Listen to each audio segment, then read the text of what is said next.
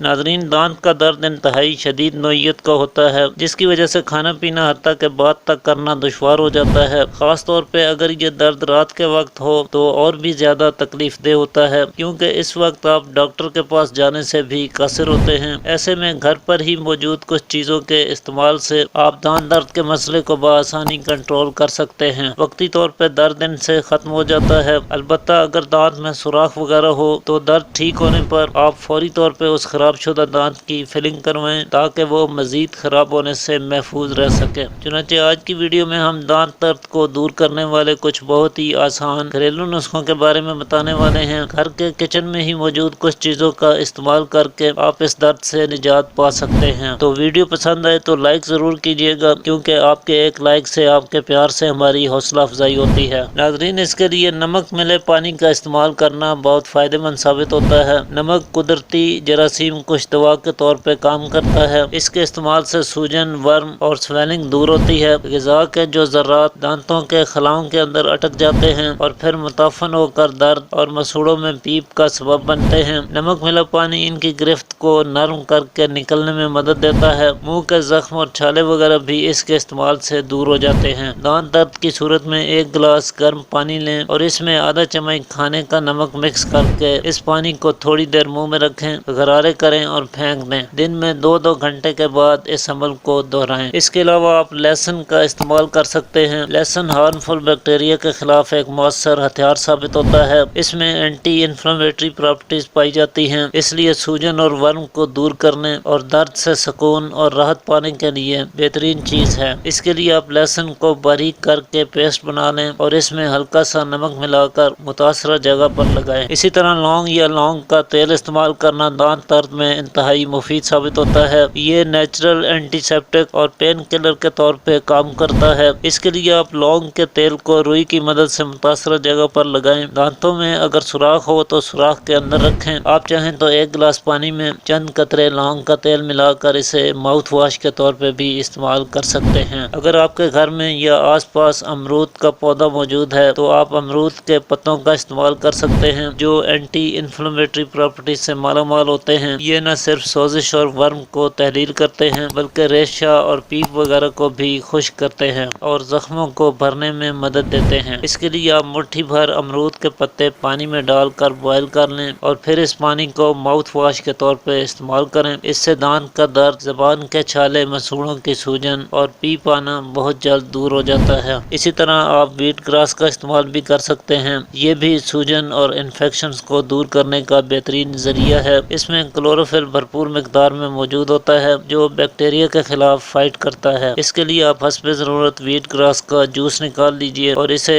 Mouth wash کے طور پہ استعمال کریں۔ تو ناظرین، ان نسخہ جات میں سے کسی بھی نسخے کا استعمال کر کے آپ مسوڑوں کی سوجن اور دانت درد کے مسئلے سے نجات حاصل کر سکتے ہیں۔ البتہ شدید درد، سوجن، ورم اور اس کے ہمراہ بخار کی صورت میں یا زیادہ بلیڈنگ ہونے پر آپ فوری طور پہ اپنے قریبی کسی اچھے ڈینٹسٹ سے رابطہ کریں۔ تو آج کے لیے اتنا ہی ناظرین، امید کرتا ہوں آج کی ویڈیو آپ کے لیے مفید ثابت ہوگی۔ اسی کے ساتھ اجازت چاہتا ہوں۔ اللہ حافظ۔